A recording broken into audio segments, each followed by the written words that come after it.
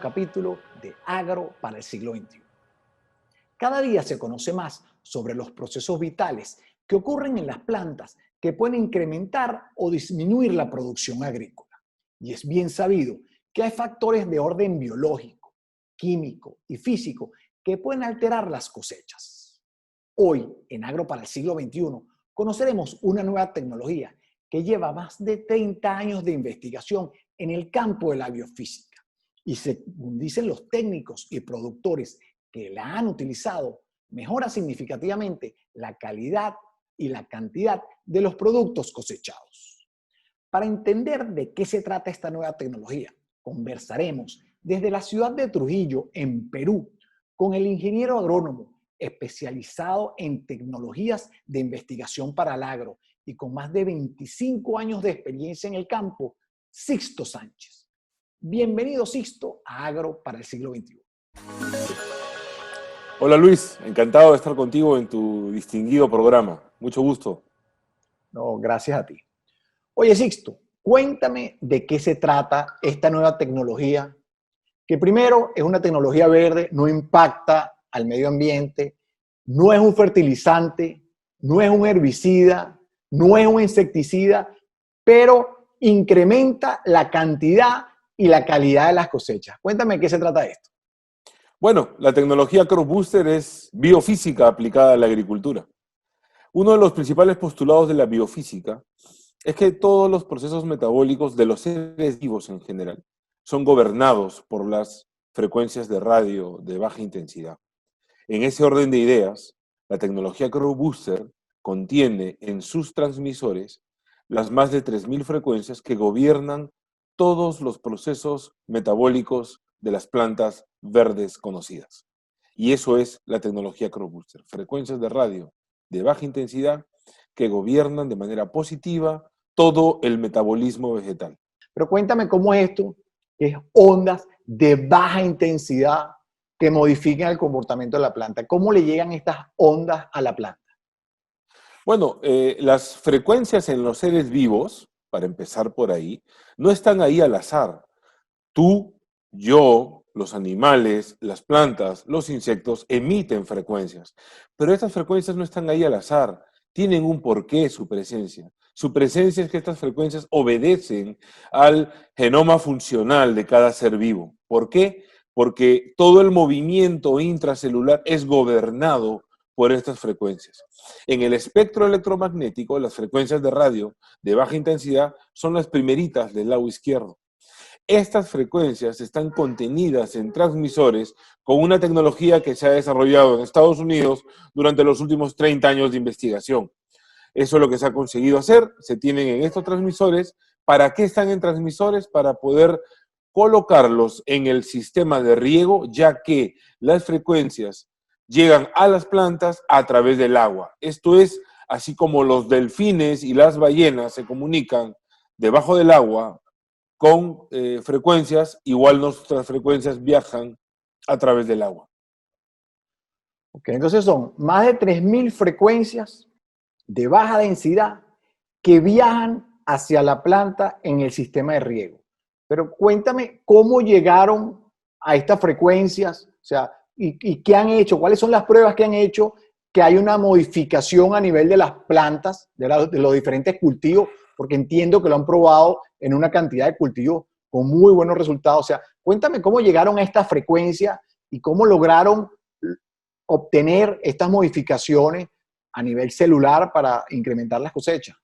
Nuestro científico inventor, él estaba investigando a las frecuencias que emitían las plantas y notó un detalle, que especies, las mismas especies, por ejemplo, 2 girasoles en bandejas invernales iguales, si uno estaba en una buena condición fenológica, es decir, turgente, con suficiente agua, en un estado de vigor óptimo, emitía una frecuencia diferente a los girasoles que estaban en una bandeja con poca agua, con problemas de luz, donde estaban ya en un proceso de decaimiento o marchitez.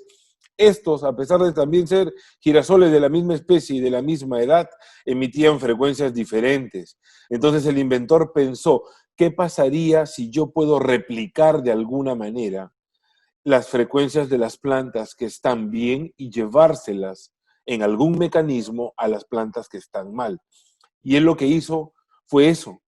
Pudo grabar estas frecuencias en estos transmisores y llevárselas a las plantas que están bien. Y cuando lo pudo hacer, notó los cambios. Y entonces ahí es donde nace la tecnología, en el observar que simplemente llevándole las frecuencias de las plantas que emitían que estaban en buena condición a las plantas que estaban en malas condiciones, estas lograban revertir esa mala condición sin cambiar el entorno fenológico ambiental que las estaba afectando de manera negativa.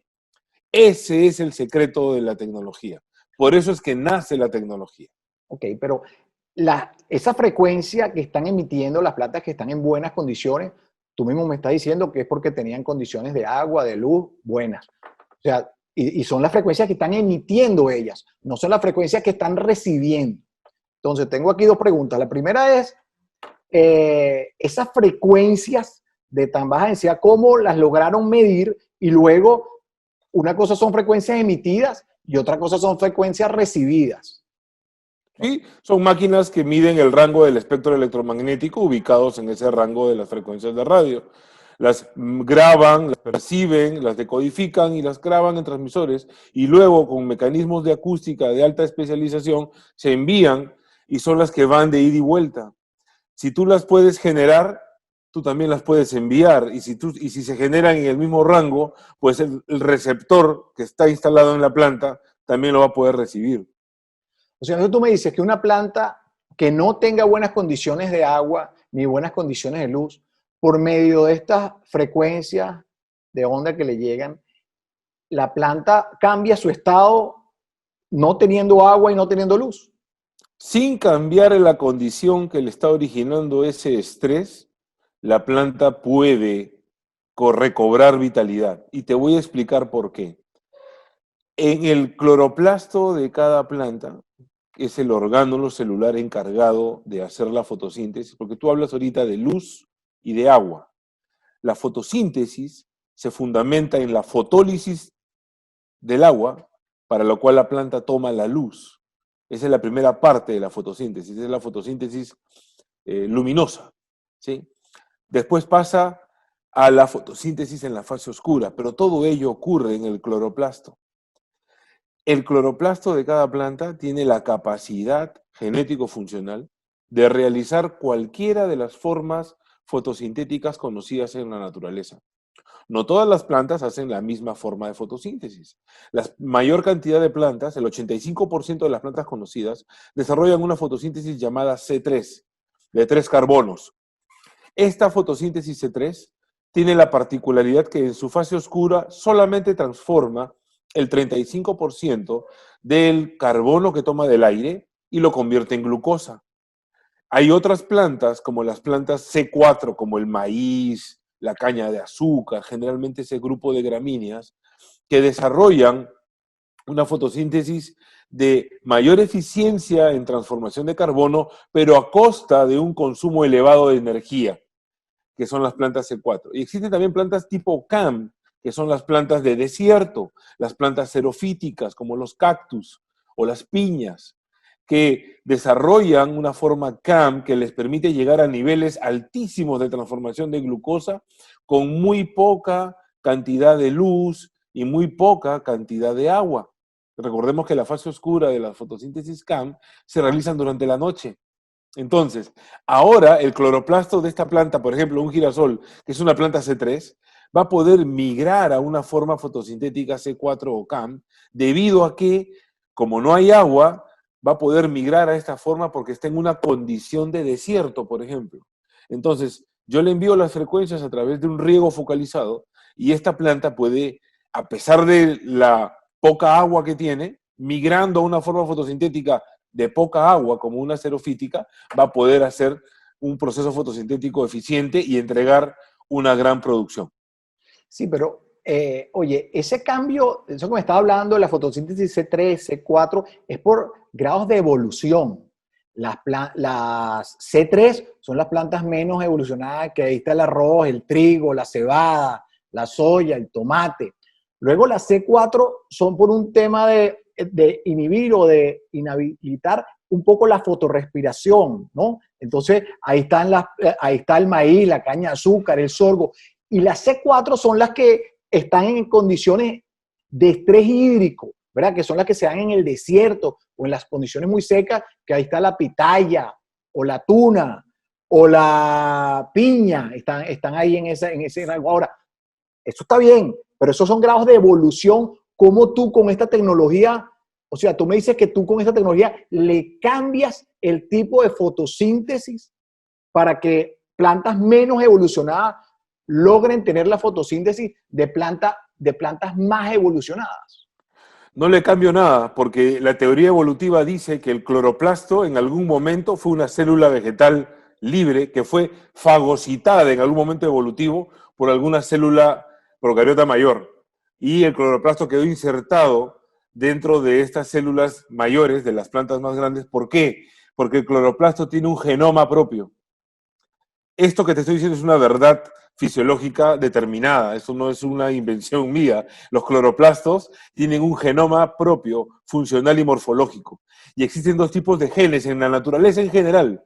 Genes que definen unos la morfología de las cosas, de los objetos, de los seres vivos, y otros que definen la funcionalidad de los seres vivos. Si bien es cierto, todas las plantas son muy diversas en su morfología, pero en el análisis interior de su funcionamiento son casi exactamente iguales. Toda planta verde hace fotosíntesis en una dimensión o en la otra, C3, C4, CAM, pero todos finalmente fotosintetizan. Todas ellas tienen la fundamentalización de hacer fotólisis con la luz al agua y transformar el carbono del aire en glucosa. Eso es básicamente lo que todas las plantas hacen. Y el cloroplasto tiene la particularidad que su genoma funcional está equiparado. Cualquier cloroplasto que existe en la naturaleza, por este detalle evolutivo que te he mencionado, de que tiene la capacidad genético-funcional de realizar cualquiera de las formas fotosintéticas conocidas. ¿Cuál es el que actualmente hace? En el que por evolución y morfología está instalado. Pero ahora cuando le enviamos las frecuencias que se han estudiado para todas las plantas, este cloroplasto activa ese potencial genético funcional en todas sus formas y potencialmente puede hacer cualquiera de las formas fotosintéticas conocidas.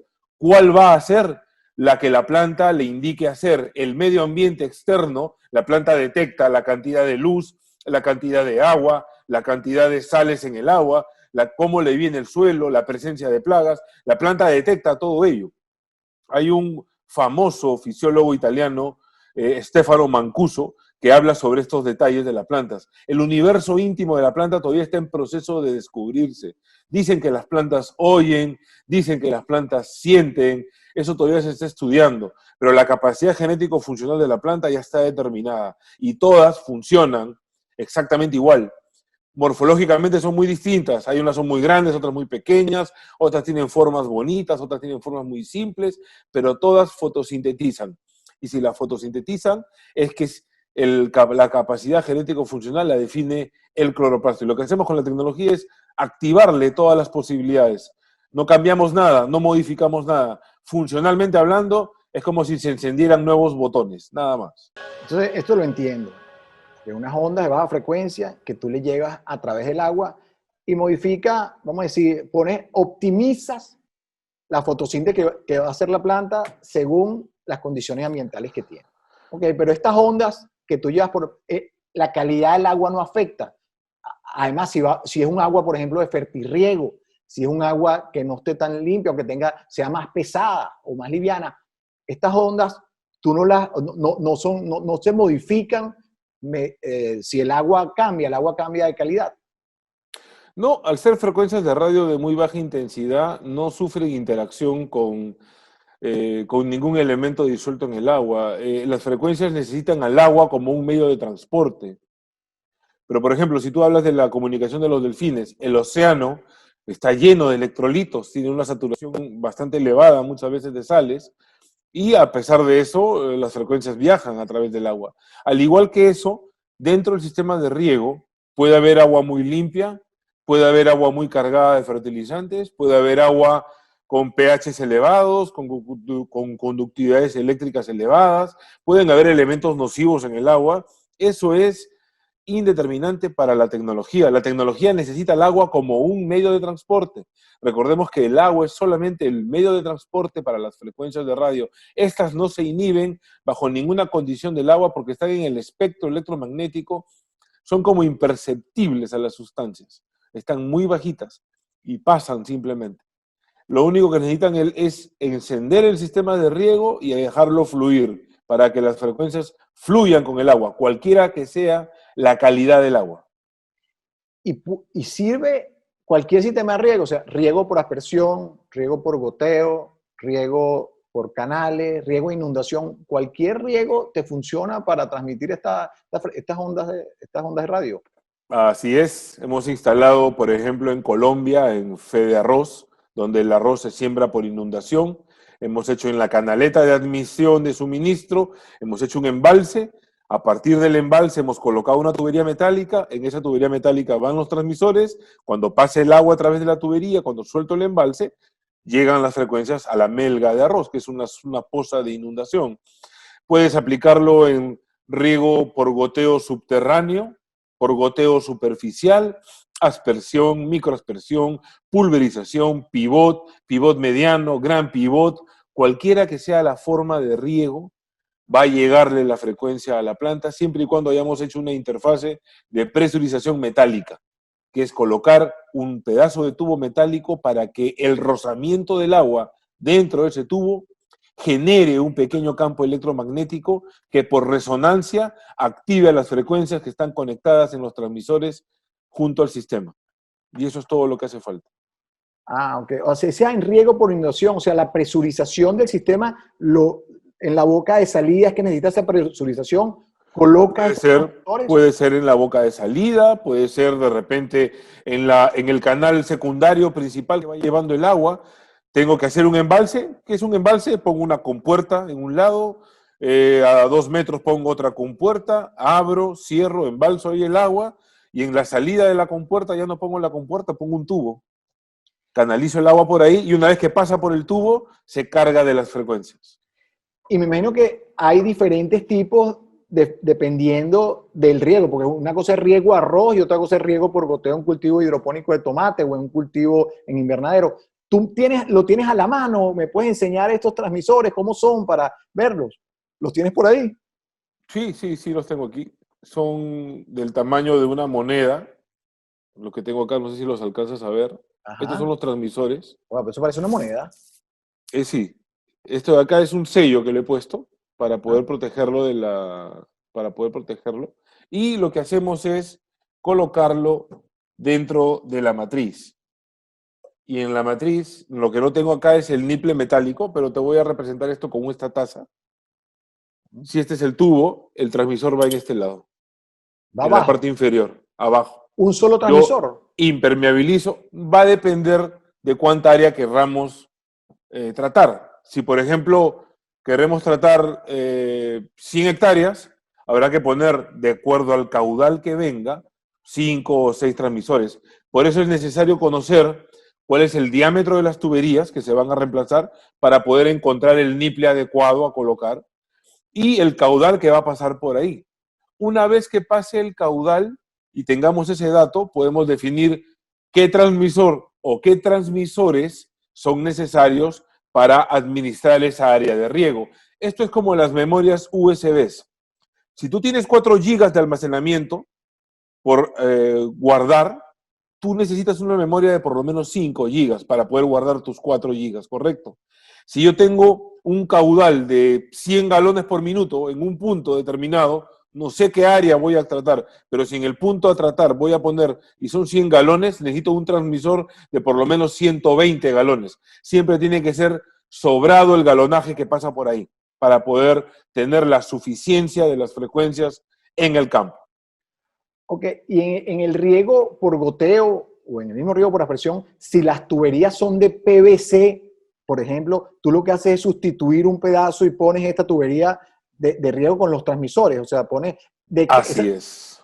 Es una tubería de metal. Hacemos un corte, en la tubería de PVC o HDPE, lo que sea, lo cortamos, colocamos el niple metálico, ese niple metálico tiene sus accesorios, que son uniones universales, cosas de gasfitería común, no hay nada en especial en ello, hay que hermetizar la unión, es como una reparación.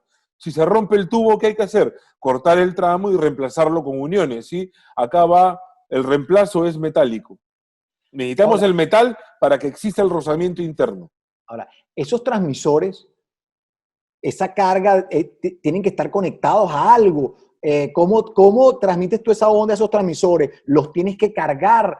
¿Cómo están, cómo esa pequeña Imagina, moneda le transmite al agua esa cantidad de onda?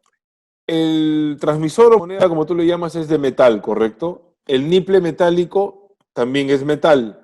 Cuando yo hago fluir el agua por aquí y sale por acá, en ese rozamiento interno que existe por la presión del agua, aquí, como es el tramo es de metal, se genera por ese rozamiento interno un pequeño campo electromagnético. Todo campo electromagnético, aunque sea de muy baja intensidad como este, tiene una resonancia. Esa resonancia es la que activa a las frecuencias que están en ese transmisor. Es como un juego de ecos. Y en ese juego de ecos interno es donde las frecuencias pasan el metal y llegan al agua y fluyen. Y así es como llegan al sistema. Ok. Y eso tú lo pones una vez y dura toda la vida. Hay que recargar eso en determinado momento. ¿Cómo funciona?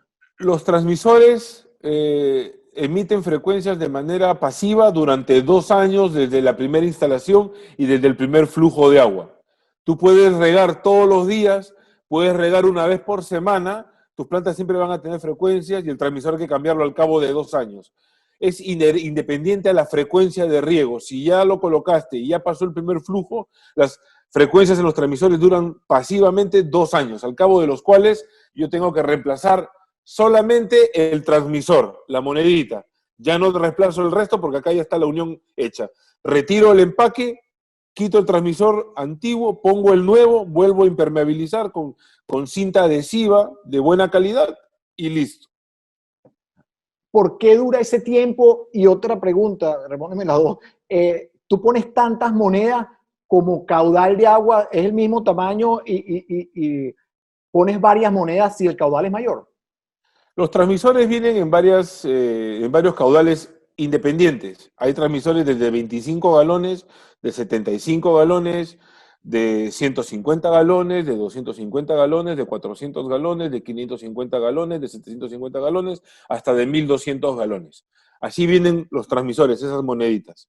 Son del mismo tamaño, ¿correcto? Pero con diferente capacidad cada uno. Tú los ves y son exactamente iguales, solamente difiere la capacidad que tienen marcada ahí. Ahora, hay lugares donde hay que instalar más de un transmisor. ¿Por qué?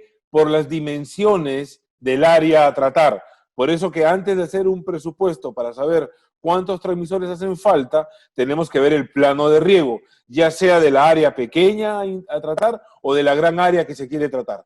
Una vez que vemos el cuadro, el croquis, ahí se pueden ver los diámetros de las tuberías, el sentido del agua y el caudal que pasa en cada punto. Y ahí se ve si se pone un transmisor o se ponen dos transmisores o pongo uno y después de 1500 metros, de repente si es un lugar muy grande, pongo otro juego de transmisores. Eso hay que estudiarlo con los croquis de riego. Ahora, ¿por qué dura 2 años?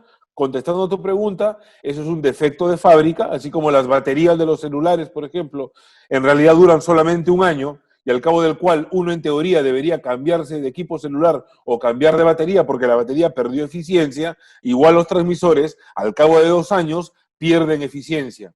Y somos una compañía seria que queremos llevar un servicio y producto al mercado que sea eficiente, yo tengo que cambiarlo a los 2 años porque no me voy a arriesgar a que podrían estar como no podrían estar las frecuencias, por defectos básicamente del metal, ¿no? Son transmisores de una aleación de silicio que obviamente al ser metal, por más bien impermeabilizado que esté, siempre hay un deterioro, ¿no? Entonces eso empieza a bloquear las frecuencias. O sea, esta frecuencia, estos transmisores y estas frecuencias de ondas, tú las logras por aleación de metales y alguna carga que le pones ya predefinida cuando construyes el transmisor. Sí, eso no lo hacemos nosotros, eso lo hace el inventor en su planta, en su fábrica, y guarda el mecanismo digamos, de la recarga del transmisor de manera muy, muy reservada. ¿Se puede saber quién inventó esta tecnología? Bueno, me dices que tiene 30 años de investigación, es un grupo de científicos.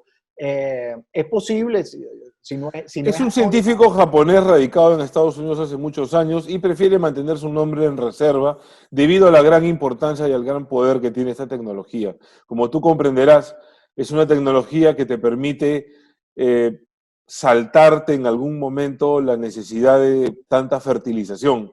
Y así como las medicinas tienen un lobby muy fuerte en Estados Unidos, también los fertilizantes tienen un lobby muy potente, muy poderoso y muy millonario. Así que prefiere mantener su identidad en reserva por esta motivación que es muy clara, creo yo, ¿no? ¿En qué cultivos han probado esto que realmente funciona? ¿Cuáles son las pruebas que tú me dices, mira, ya lo probamos en tales cultivos y esto funciona de verdad? En realidad la tecnología ya no está en prueba, la tecnología ya está en uso, estamos en fase de difusión.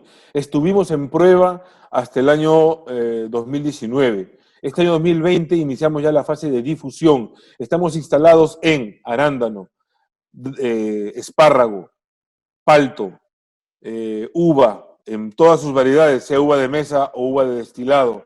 Estamos en habichuelas, en papa, estamos instalando también en nogales, en cerezos, en una serie de cultivos que estamos ya instalando. ¿Qué resultados hay en cada cultivo? Como mínimo se incrementa el 20% de producción. Pero en el caso, por ejemplo, de pimientos, que tú preguntabas hace un momento por el caso de Panamá, hemos logrado incrementos de más del 90% de producción, sino que es un número demasiado elevado para que sea creíble, pero por eso a la gente que le instalamos, una vez que lo ponen, a los 2 meses están instalando en el resto del campo. O sea, ustedes garantizan por lo menos un 20% de incremento en la producción, sea el Así cultivo que es, sea. así es. Ocupando todo el periodo fenológico de la planta, obviamente, ¿no? Si es una uva, por ejemplo, yo te puedo garantizar eso si tú ocupas el dispositivo por lo menos unos 9 o 10 meses, ¿no? Las uvas son cultivos que empiezan en su poda en un mes y terminan su cosecha en el otro, al cabo de 8 o 9 meses, dependiendo de la variedad y del lugar climático. Si es, por ejemplo, un pimiento de un morrón que es de 150 días, pues yo te digo, ocupemos la tecnología por lo menos 120 días y vas a sacar mínimo un 20% de incremento, ¿no? Y así por el estilo, ¿no? Cada proceso fenológico hay que ocuparlo en todo su proceso para poder garantizar ese 20% de incremento. Ok. ¿Y ustedes con esta tecnología además recomiendan algún plan de fertilización y algún plan de cuidado de maleza o de insecticida que vaya acompañando esta nueva tecnología con la cual se pueden incrementar los rendimientos? Al ser una tecnología nueva, todos los clientes que implementan esta tecnología, lo primero que hacen es instalar un área de validación. ¿Qué es un área de validación? No es para ver si funciona la tecnología, es para ver cómo me beneficia. ¿Por qué? Porque cada terreno es un lugar diferente, cada explotación agraria es una realidad distinta, no solamente por las personas que lo operan, sino por la calidad del suelo que tienes, por el paquete de fertilización que manejas, por el nivel tecnológico que le metes. Todos son diferentes. Entonces, cada cliente implementa primero un área de validación, experimentan en sus áreas los beneficios que le trae la tecnología y a partir de ahí, a partir de una primera campaña, se pueden redefinir las cantidades de agua a emplear en el riego, las cantidades de fertilizante a utilizar o los tipos de fertilizante a utilizar. Puedes empezar a, por ejemplo, notar que las malezas ya no te hacen tanta competencia, así que puedes ir bajando el control químico de malezas. ¿Por qué? Porque nuestros cultivares, nuestras plantas, en algún momento de la historia fueron malezas también, ¿sí? En la historia natural, lo primero que hace el ser humano antes de constituir ciudades es sembrar. El ser humano primero era recolector-cazador. Una vez que empieza a sembrar, empieza a tomar plantas que eran malezas y las trae consigo y las empieza a cultivar. A partir de ese contacto con el ser humano, todos los cultivares empezaron a perder su vigor natural. Lo que hacemos con la tecnología Crop Booster es devolverles el vigor natural a los cultivares conocidos. De esta manera, una maleza que es altamente agresiva en el consumo de agua y muy competitiva en el consumo de nutrientes con nuestros cultivares, que son como muy debiluchos ante esto, ahora están con otro vigor y compiten de igual a igual con las malezas. Entonces, el problema de la presencia de las malezas ya no es un problema, porque para nuestras plantas con Crop Booster ya no son competencia. Entonces, puedo dejar de aplicar químicamente.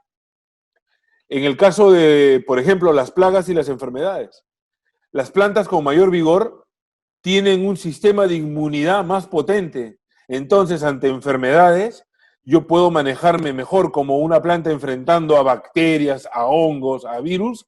Van a estar ahí, pero ya no me van a, si fuera un humano, de repente a tumbar a la cama o llevar a la tumba.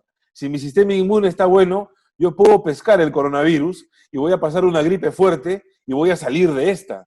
Y nuestras plantas también con Crop Booster van a poder pescar cualquier enfermedad, pero el daño económico que nos hacen ya no va a ser el mismo porque la tecnología le mejoró el sistema de inmunidad a esta planta. Al igual que el sistema inmune está potenciado, también las baterías externas que toda planta tiene, pelos urticantes, feromonas de excreción, cerúmenes, engrosamiento de tegumentos, todas esas estrategias están mejor potenciadas. Entonces los insectos, cuando llegan a querer alimentarse o ovipositar, van a encontrar una gran oposición externa y van a preferir ir a otra planta. Entonces, tu paquete de control químico puede bajar o migrar a un control biológico. Okay. Porque ahora sí vas a tener la posibilidad de tener éxito. O sea, que tú no me estás diciendo, como es una tecnología nueva, los productores lo que están haciendo hasta ahora es aplicar su mismo paquete tecnológico que vienen aplicando. En la primera campaña sí. En la primera campaña. Y luego, me imagino que será tema de investigación y de pruebas. ¿Qué puedes disminuir en abonos? ¿Qué puedes disminuir en fertilizantes? Empezar a aplicar controles más biológicos. Ahora, esta tecnología, tú dices que es una tecnología totalmente verde, que no impacta por ningún lado, ni el agua, ni el aire, no impacta el medio ambiente por ningún lado. No. Una de las mejores consecuencias de la tecnología Crop Booster es que se reduce la erosión nutricional, porque también al tener plantas más vigorosas, tienes mayor sistema radicular.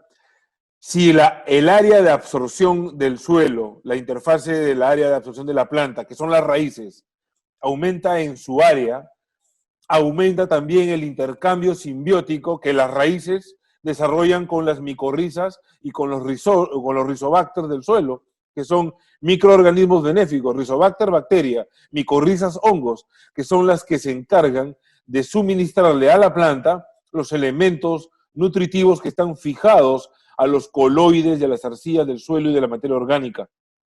Esta fijación es resuelta por los microorganismos gracias a que estos aumentan su población, porque lo que hace la planta es entregar glucosa en la zona radicular para que estos aumenten su población. Entonces, al aumentar la población de los benéficos, se aumenta la disponibilidad de nutrientes para la planta. Pero también la planta, por la tecnología, por las frecuencias, se convirtió en un individuo más eficiente. Y uno de los parámetros de eficiencia significa que hago lo mismo o más consumiendo menos, tanto agua como nutrientes. Entonces, al final del cultivo, la capacidad de intercambio catiónico, que es la capacidad del suelo de ponerle a la planta disponibilidad de nutrientes, aumenta. Por ejemplo, yo puedo tener un cultivo de maíz que es altísimo en consumo de nutrientes y por muchas latitudes del mundo se siembra maíz y la siguiente campaña en ese terreno ya no puede ser maíz porque el suelo quedó empobrecido. Dicen que sería una locura sembrar nuevamente maíz porque tengo que prácticamente duplicar las dosis de fertilización para que en la siguiente campaña me pueda rendir y cambio a una fabácea. Pues con Crop Booster tú sí vas a poder sembrar maíz todo el tiempo porque tu suelo al final del periodo de cultivo va a quedar enriquecido por esta característica que tiene la tecnología. Y la tecnología la han probado en diferentes pisos altitudinales, o sea, las pruebas a nivel de 0 metros sobre el nivel del mar y en diferentes cultivos y el comportamiento de la tecnología es igual. Sí, claro, es el mismo. ¿Por qué? Porque la tecnología apunta al genoma funcional de la planta. La tecnología no se cuelga de ninguna circunstancia medioambiental ni de ninguna etapa fenológica del cultivo, como todas las tecnologías que hasta este momento existían en la planta, para las plantas. Hay tecnologías que se aplican para macollamiento, hay tecnologías que se aplican para floración, hay tecnologías que se aplican si estás para entrar a la época de lluvia, o hay tecnologías que se aplican si es que vas a entrar a la época de verano, ¿cierto? Hay múltiples tecnologías ahí, pero Crop Booster no depende de ningún factor externo. ¿Por qué? Porque va al genoma funcional de la planta, va al interior de la planta. Oye, yo lo que había oído más parecido a esto hasta ahora eran productos que le agregabas a la planta, puede ser por aspersión o en el suelo, son productos, unos productos suizos, ¿verdad? Que ellos dicen que es biotecnología de activación, o sea, que activan los procesos metabólicos de la planta a través de la activación de la energía de la planta, ¿no? Un poco se parece un poco a lo que es la homeopatía en humanos y animales. Esto tiene que ver algo, se puede asemejar a esto un poco. No, no lo veo semejante porque está hablando de un sistema homeopático energético que es distinto. Nosotros trabajamos con funciones a las frecuencias de radio. Nosotros hemos identificado las frecuencias que permiten el movimiento intracelular. De las tecnologías que tú me estás hablando son tecnologías que se aplican y hay que estar aplicando constantemente para conseguir un valor en el tiempo positivo. Hay que aplicarlo como si fuera un sistema hormonal o como un sistema foliar muchas veces, pero requieren de un trabajo adicional. La tecnología Crop Booster se instala una vez y al cabo de 2 años tengo que reemplazar nomás. O sea, el primer año hago un trabajo de 45 minutos en la matriz y tapo y tengo el efecto. Al cabo de 2 años destapo, genero un nuevo transmisor y sigo viviendo. Ese destapar y tapar no es más de 1 hora. Y me olvido de tocar el cabo. Okay. Cuéntame, ¿dónde han probado esta tecnología? ¿La han probado en Latinoamérica? ¿La han probado en Europa? ¿La han probado en Asia? El origen de la tecnología es Estados Unidos. Los primeros ensayos se hicieron allá. Después hay un ensayo que se hizo en Panamá y de ahí todo lo que se ha hecho es en Colombia, Ecuador, Perú, Brasil, Paraguay, Chile y Bolivia. En esos países es donde ya se está implementando ya de manera comercial. Okay. Si alguien quiere conocer de esto, ¿cómo se tiene acceso a esta tecnología? ¿Cómo puedo yo montar una prueba en mi finca de tomate o en cualquier finca para o sea, creer en esto? Porque es algo totalmente nuevo, no habíamos oído nada de esto. Si tú me dices, mira, mínimo vas a tener un 20% de incremento en tu cosecha y con mejor calidad de producto, ¿cómo puedo yo probar esto? Bueno, hay una página web, organicolatam.com. Uno entra a la página web, uno ubica el país en el cual está viviendo y en cada país tenemos uno o más distribuidores. Hay que buscar el que esté más cercano a donde uno está y va a recibir el asesoramiento necesario para poder contar con la tecnología. Nosotros estamos llanos a ayudar a todos los interesados, a diversificar la información. Tenemos charlas vía Zoom que hacemos a través de nuestras redes sociales todos los días, de lunes a viernes. Tenemos un programa que sale por YouTube y por Facebook Live también los sábados, que es un programa que yo dirijo, donde hablamos de la tecnología y de los alcances que puede permitirnos la tecnología, que son muy variados y muy potentes, porque reducir la erosión nutricional, llevar a un agricultor con un 20% de incremento de producción, yo puedo tener que un agricultor sale de agricultura de supervivencia a superavitario en una campaña. Es muy potente. ¿A los cuántos días imagínate que yo tengo un cultivo ya andando? Primero, ¿lo tengo que aplicar desde el principio de cultivo o suponte que yo tengo una plantación ya andando de uva y de repente, bueno, quiero probar ya la tecnología, lo puedo hacer y al cabo de cuánto tiempo veo cambios? Resultados vas a obtener de manera inmediata. En el segundo o tercer día, si tú haces un análisis de planta, vas a poder notar que aumentó la concentración de nutrientes dentro de la planta. Visualmente, por ejemplo, en un césped, tú puedes ver un cambio recién al tercer o cuarto día, verlo visualmente. En una planta como un palto, que es de casi un año completo de proceso fenológico, tú puedes ver un resultado al tercer mes más o menos. Pero hablo de cosas visuales. Pero si tú haces un análisis interno de la planta, lo tienes en 2 días ya el cambio. ¿Por qué? Porque de inmediato el metabolismo de la planta se ha mejorado. Okay. O sea, en todos los países de Latinoamérica hay asesores que te pueden llevar de cómo conectar todos estos transmisores bien y hacer la conexión de las tuberías bien hecho, dependiendo de tu caudal. O sea, hay gente en cada uno de los países, si se meten en la página de ustedes, que te asesoren en todo esto. Así es. Si quieren una visita de campo, también se puede coordinar. Por eso que recomendamos siempre ir a la página web. Obviamente siempre bajo la supervisión mía o desde el estado de Estados Unidos, donde está nuestra sede central, pero apoyamos a todos los distribuidores en la correcta instalación de la tecnología. ¿Me repites cómo se llama la página o tu email, si lo puedes dar, y sus redes sociales? O sea, ¿cómo te contactan? Orgánico, como orgánicolatam.com, orgánico con K, orgánicolatam.com. En esa página web están todos los datos míos, de mis CEOs, de los distribuidores en cada país, los correos, los teléfonos, nuestras redes sociales, todo está en la página web. Oye, Sisto, te agradezco mucho, ¿vale? Toda esta información es una cosa totalmente nueva. Estoy seguro que mucha gente va a querer probarlo. Bueno, importante, ¿cuál es el costo de esto? Porque se puede dar un costo referencial. Yo sé que debe depender de la cantidad de transmisores, esto, pero más o menos, ¿cuánto cuesta esto? Bueno, referencialmente hablando y muy aproximadamente, el costo por hectárea año es de $400, más los impuestos del país en el que se instale, ¿no? Wow, $400 año y dura 2 años la tecnología. A los 2 años hay que volver a instalar de cero. $400 por hectárea por año es el costo de la tecnología. Ok, entendido. Ok, está bien. Bueno, oye, Sisto, muchísimas gracias por tu tiempo, por esta información tan interesante. Y bueno, nos mantenemos en contacto, pues esto es algo totalmente nuevo. Seguramente seguiremos hablando de esta tecnología en el futuro. Claro que sí, hay mucho pan por rebanar y déjame invitar a todos tu distinguida teleaudiencia a que nos sigan por las redes sociales.